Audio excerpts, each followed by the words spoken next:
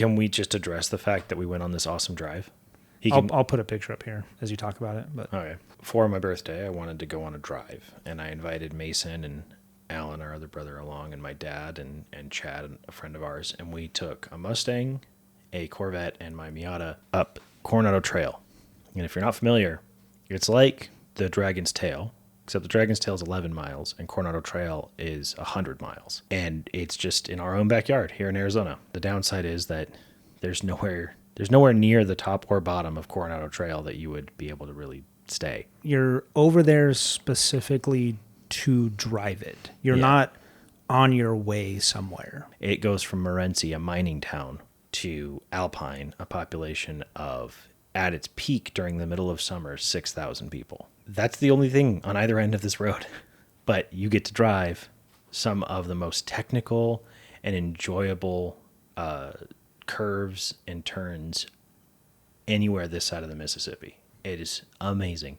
How many cars did we see over the 2-hour drive up Coronado?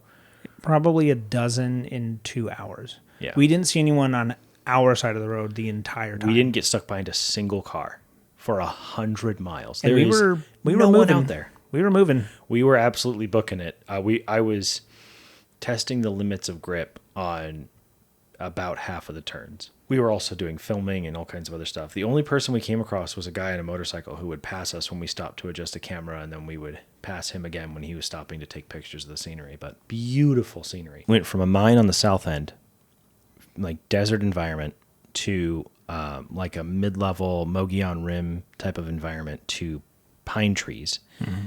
And then ended it in Alpine, going across Three Forks Road and Big Lake. Past Big Lake. Salt River Canyon. Yeah, we did Salt River Canyon. We did, I don't know what it's called, the mountains between Globe and Superior. Yeah, mm-hmm. That was great. It was 7 hours of driving that I felt like it just flew by. Yeah. The second day of 7 hours was just like nothing. I told my wife what we were doing, and she's like, you're going to drive 8 hours over the course of a day and a half? She's like, that's not going to be boring. I'm like, I don't think so. And I got back and she was like, was it as fun as you thought it was going to be? And I was like, totally. I'd say for 5 of the 8 hours, it flew by. It was very enjoyable. Yeah, you guys will be seeing more footage from that. Mason's put up a short already, and a couple more will be coming out in the next few days. But it was a blast. We rented a C8 Corvette for the drive, and it was awesome. I mean, there are faster, more powerful cars out there, but for those roads, rarely do you have any straight road long enough to even take advantage of that. Mm-hmm. So honestly, that Corvette was even a little bit too much for those roads. Like the Miata was perfect. I got to drive the Corvette for a short period of time.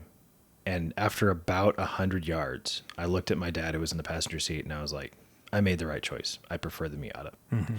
Because, and this is the upside of the Corvette, it is effortless speed. You can be going illegal amounts of fast with almost no effort. In a wink. And it's still quiet. It's still comfortable. You're not tired by anything. No undue burden is put upon you. And the downside is it's effortless. You don't have to, you're barely even a participant in the speed or the handling or anything. The Miata, you got to grab by the scruff of the neck and teach it what to do and take it around a corner yourself. And that is just so much more my speed. Mm-hmm. So I was, in the back of my mind, a little bit worried I'd get in the Corvette and then want it. And I was totally relieved to go, I don't want this at all.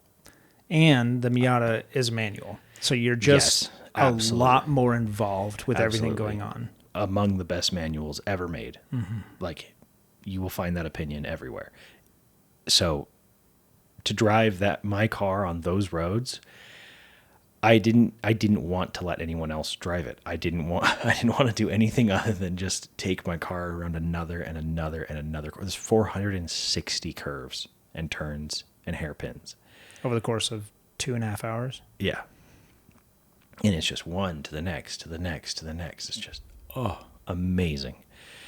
Anyway, highly, highly recommend, because you could go to Tail of the Dragon and wait in line to get stuck behind other cars also going down Tail of the Dragon. There was Nobody. We could go as fast or as slow as we wanted. We did not pass a single cop for 3 hours. Maybe. There is nowhere for them to hide. Yeah. I will say, it's a sheer drop. No guardrails. There isn't a single guardrail for 100 miles. And some of them are so steep. Alan, not a huge fan of heights. I pointed out the window, and in my car, not a tall SUV, a Miata, you look out the window and you can't see the ground because it's falling away from you so fast right outside the window. Yeah, it was a blast. It was a lot of fun. I would have loved to drive the Cuda, but I wouldn't have been able to keep up with you guys in the Cuda. Alpine is a better place for the Cuda. And yeah, it needs some work before I'm comfortable driving it that far between service stations or anything. So yeah. And on top of it all, not that it matters, but during the entire trip of 500 miles, I spent less than $60 on fuel. Although the Corvette, I was shocked. Didn't do half bad. We got 23, 24 miles a gallon, and we were driving uphill like pretty aggressively. Mm-hmm. Yeah, So, we gained 8,000 feet in elevation from Morenci to Alpine. Yeah. Across Coronado Trail. Yeah, and I was driving mine like a bat out of hell basically the whole time. Unless we were on a straight road, like you said, it was a fifth of the time. So the rest of the time I was just driving that thing like I stole it. And I got home averaging 34. Yeah. Well, I should say the whole trip we averaged like 24, but that was a lot of highway miles in between. Mm-hmm. The actual driving up, the Coronado Trail, we were more like 17 or 18, but still not bad. I was doing like 26 up Coronado. And then for the whole trip, though, 34. Yeah, so watch those videos. It was so much fun. Mostly because I've spent a lot of time editing them, so please watch them. I'll be very sad if no one watches them. I will watch them 100 times so that they get 100 It's like 4.5 hours of footage Yeah. that I've edited down for your benefit, just Yeah. to the best parts. Yeah. There was like trees in the road, there were deer, there were cows. Rocks.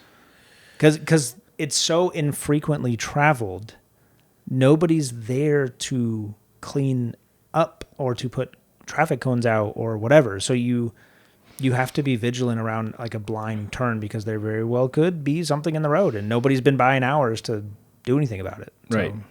So we had radios. Mason supplied the radios. It was great. And we were able to call out to the rear car, like, oh, deer or rock or whatever. We almost hit a cow. Very nearly hit a cow. In the Miata. In the Miata. And then Cow weighs about as much as the Miata. Yeah, if I hit that Miata, I would have been dead. I would have taken the legs out. If you hit the cow? Or if I hit the cow. If I hit the cow, it would have just taken the legs out and the body would have just crushed me and my passenger immediately. I was your passenger for that portion. I thought, no, oh yeah. So when we had to dive around that Miata, that cow, it was a bull. It was a full-size bull. And it looks bigger in a Miata. It absolutely does. You're looking up at its belly from a Yeah. Miata. So anyway, it was just great. It was every bit of it I enjoyed. And I would So go fun. again tomorrow.